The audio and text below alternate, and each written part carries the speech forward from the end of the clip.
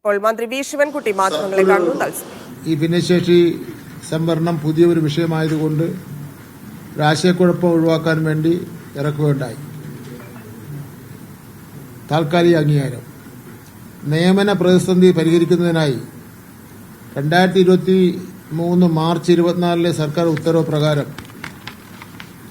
ഭിന്നശേഷി ഒഴിവുകളിൽ നിയമിക്കപ്പെട്ട പൊതുവിഭാഗത്തിലുള്ളവർക്ക് ശമ്പളത്തോടു കൂടിയ താൽക്കാലിക പ്രൊഫഷണൽ അംഗീകാരം നൽകുവാൻ തീരുമാനിച്ചു.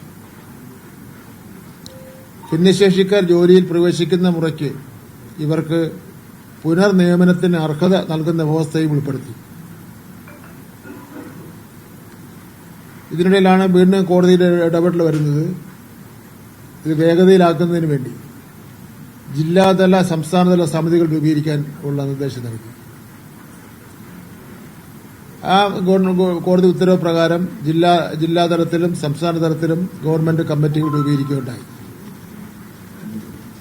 എന്ന് മാത്രമല്ല, എംപ്ലോയ്മെന്റ് എക്സ്ചേഞ്ചിൽ നിന്ന് സമയത്തിന് ഉദ്ദേശിക്കുന്ന നിലയിലുള്ള ഭിന്നശേഷിക്കാരുടെ പേര് ലഭിക്കുന്നില്ല എന്നുള്ള പരാതി വന്നതിനെ തുടർന്ന്, പരാതി സത്യമായിട്ടുള്ള കാര്യമാണ്,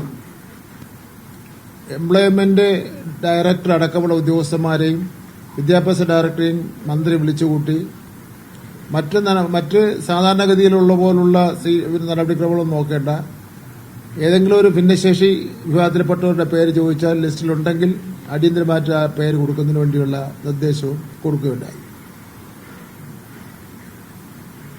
നിയമന നടപടികൾ സുതാര്യവും കാര്യക്ഷമവുമാക്കാൻ ബഹുമാനപ്പെട്ട സുപ്രീം കോടതിയുടെ നിർദ്ദേശപ്രകാരം SLPC 2025 മാർച്ച് 24 ഉത്തരവിലൂടെ സംസ്ഥാന തലത്തിലും ജില്ലാതലത്തിലും പ്രത്യേക സമിതികൾ രൂപീകരിച്ചു. അതാണ് ഞാൻ നേരത്തെ എക്സ്പ്ലെയിൻ ചെയ്തത്. 2025 ജൂൺ 28 മുതൽ നിയമന ശുപാർശ നൽകുന്നത് ഈ സമിതികളാണ്. NSS വിധി വിവിധ മാനേജ്മെന്റുകൾ NSS വിധി തങ്ങൾക്ക് കൂടി ബാധകമാക്കണമെന്ന ആവശ്യം ഉന്നയിക്കുകയുണ്ടായി.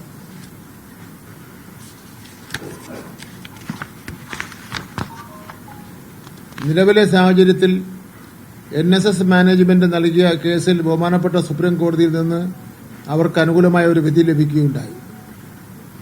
ഈ വിധി NSS മാനേജ്മെന്റിന് മാത്രം ബാധകമായ ഒന്നാണെന്ന് സർക്കാരിന് ലഭിച്ച നിയമ ഉപദേശം. എന്നാൽ ഈ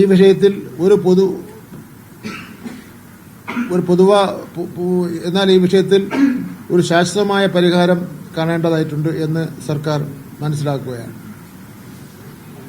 അതിന്റെ അടിസ്ഥാനത്തിൽ ബഹുമാനപ്പെട്ട മുഖ്യമന്ത്രിയുടെ അധ്യക്ഷതയിൽ പൊതുവിദ്യാഭ്യാസ വകുപ്പ് മന്ത്രി, നിയമകാര്യ മന്ത്രി, പൊതുവിദ്യാഭ്യാസ സെക്രട്ടറി, പൊതുവിദ്യാഭ്യാസ director, advocate general, law secretary എന്നിവർ പങ്കെടുത്ത ഒരു ഉന്നതതല യോഗം ഇന്ന് ചേർന്ന് കാര്യങ്ങൾ വിലയിരുത്തുകയുണ്ടായി. ഈ യോഗത്തിൽ കൈക്കൊണ്ട സുപ്രധാനമായ തീരുമാനങ്ങൾ: ഒന്ന്, ബഹുമാനപ്പെട്ട സുപ്രീം കോടതി NSS മാനേജ്മെന്റിന് നൽകിയ വിധിയിലെ ഇളവുകളും ആനുകൂല്യങ്ങളും സംസ്ഥാനത്തെ മറ്റ് എയ്ഡഡ് സ്കൂൾ മാനേജ്മെന്റുകൾക്ക് കൂടി ബാധകമാക്കുന്നതിനാവശ്യമായ നിയമപരമായ നടപടികൾ സർക്കാർ സ്വീകരിക്കും. ഇതിനായി കേസ് വീണ്ടും പരിഗണിക്കുമ്പോൾ സർക്കാരിന്റെ നിലപാട് കോടതിയെ അറിയിക്കും. സുപ്രീം കോടതി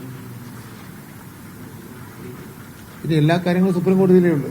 ഇതുമായിട്ട് ബന്ധപ്പെട്ടുള്ള ഭിന്നശേഷി വിഭാഗത്തിന്റെ അവകാശങ്ങൾ പൂർണ്ണമായും സംരക്ഷിച്ചുകൊണ്ടും അതേസമയം അധ്യാപക സമൂഹത്തിന്റെയും മാനേജ്മെന്റുകളുടെയും ന്യായമായ പ്രശ്നങ്ങൾ പരിഗണിച്ചുകൊണ്ടും ഒരു സമഗ്രമായ പരിഹാരമാണ് സർക്കാർ ലക്ഷ്യമിടുന്നത്. ഈ തീരുമാനം കേരളത്തിന്റെ വിദ്യാഭ്യാസ മേഖലയിൽ ഒരു പുതിയ അധ്യായത്തിന് തുടക്കം കുറിക്കുമെന്ന് ഞങ്ങൾക്ക് ഉറപ്പുണ്ട്.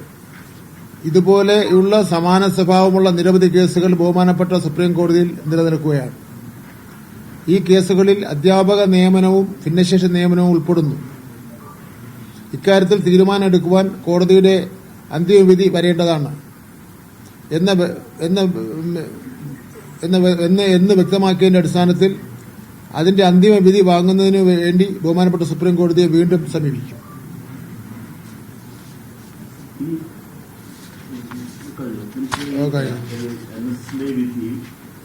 തങ്ങൾക്കൂടി ബാധ്യമാണെന്ന് ആവശ്യപ്പെട്ട് സ്കൂൾ മാനേജ്മെന്റുകൾ പോയാൽ സർക്കാർ അതിനെ അനുകൂലിച്ച് അവരോട് എന്നാണോ പറയുന്നത് സുപ്രീം കോടതി? അല്ല അല്ല അങ്ങനെയല്ലല്ലോ ഉദ്ദേശിച്ചത്. എങ്ങനെയാണ്?